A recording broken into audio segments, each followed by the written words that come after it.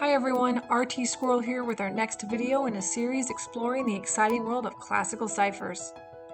In our last episode, we started down the road of learning about transposition ciphers by diving into the history and the application of the Citel cipher.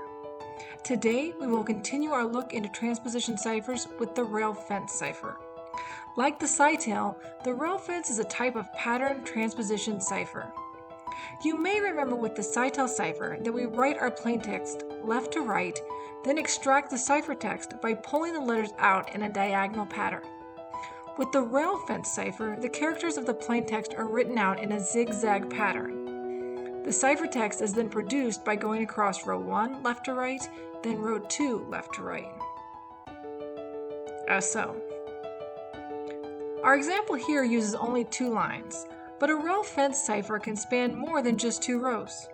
In that case, when more than 2 lines are utilized, you might be asking yourself, how does the recipient know how many lines to use when decoding? That is an excellent question. With the rail fence cipher, we can also introduce the concept of a key.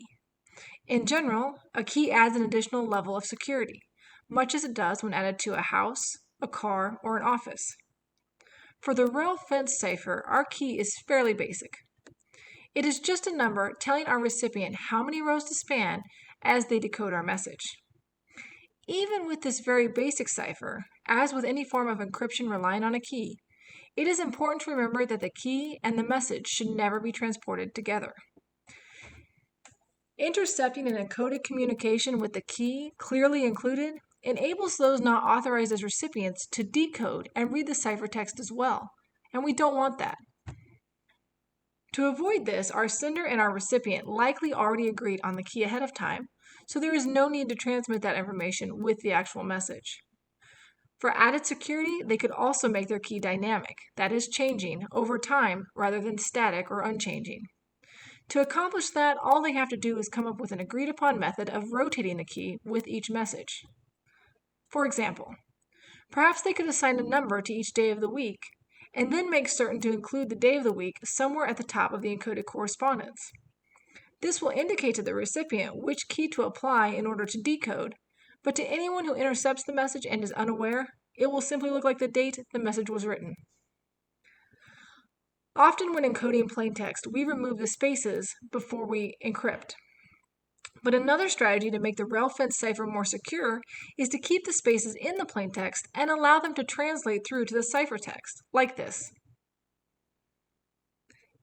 Even with the addition of the key and leaving the spaces intact, is a rail fence cipher really what you want encoding your credit card, social security number, or other personally identifying information? Definitely not. As I mentioned in our first video, transposition ciphers by themselves are inherently insecure. Even when we add the key, we still haven't added much security as there are only a limited number of possibilities for the key's value. A human could break this in minutes, a computer in nanoseconds. Despite that, we are beginning to see how some of these classical cipher concepts laid the very basic foundation for the much more complex encryption algorithms today's digital landscape relies on. Thank you for joining me as we explore the world of rail fence ciphers. Our next video will go in-depth into the Union transposition cipher.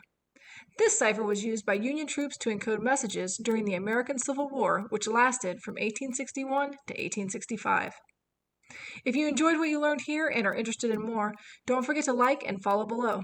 Until next time, everyone.